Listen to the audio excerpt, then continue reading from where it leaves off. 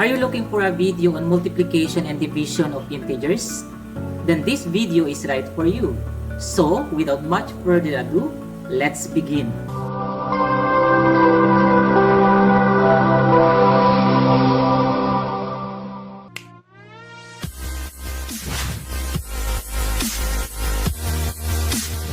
Hi, my name is Rowel Carpio, a math teacher and a coach, and I do math tutorial in my YouTube channel. In this video, I'm going to present to you multiplication and division of integers. So how do we multiply and divide integers? In multiplying and dividing integers, we can follow the following rules. First, if the signs of the integers are alike, the result is a positive integer. Second, if the signs of the integers are different, the result is a negative integer. So let us have examples. We have here sample number 1, find the product.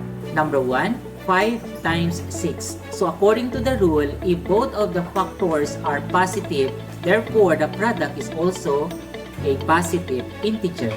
So this is positive here, then 5 times 6 will give us 30. So therefore the product is positive 30. Number 2, negative 4 times negative 3. Since both of the factors are negative, therefore the product is a positive integer. So 4 times 3 will give us 12. So therefore the product is positive 12. Now number 3, negative 12 times 2. Since one factor is a negative and the other factor is a positive, therefore the product is negative. And then 12 times 2 will give us 24. So therefore negative 12 times positive 2 will give us negative 24.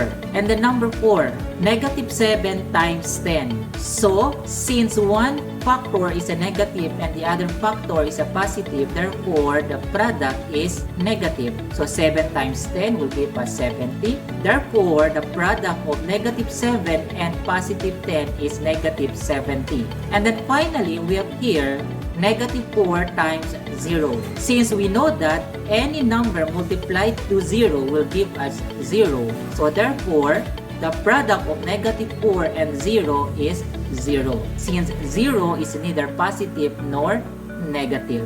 Let us have sample number 2. We have here find the quotient. Number 1, 30 divided by 6. Since both of the numbers are positive, therefore our quotient is positive. So 30 divided by 6 will give us 5. Now, let's have number 2, negative 45 divided by negative 5. Since both of the numbers are negative, our quotient is positive. So 45 divided by 5 will give us 9. So therefore, negative 45 divided by negative 5 will give us positive 9. Number 3, negative 12 divided by positive 2. Since one of the numbers is a positive and the other is a negative, therefore our quotient is negative. So 12 divided by 2 will give us 6. So negative 12 divided by positive 2 will give us negative 6. Then number 4, 21 divided by negative 3. So since one of the numbers is a negative, therefore our quotient is negative.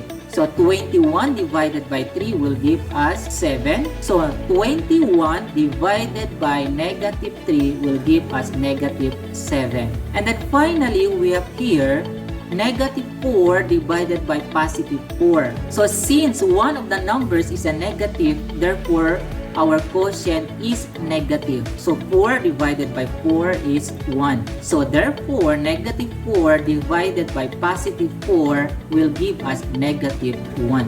Then let us have these exercises. Perform the indicated operation in each item.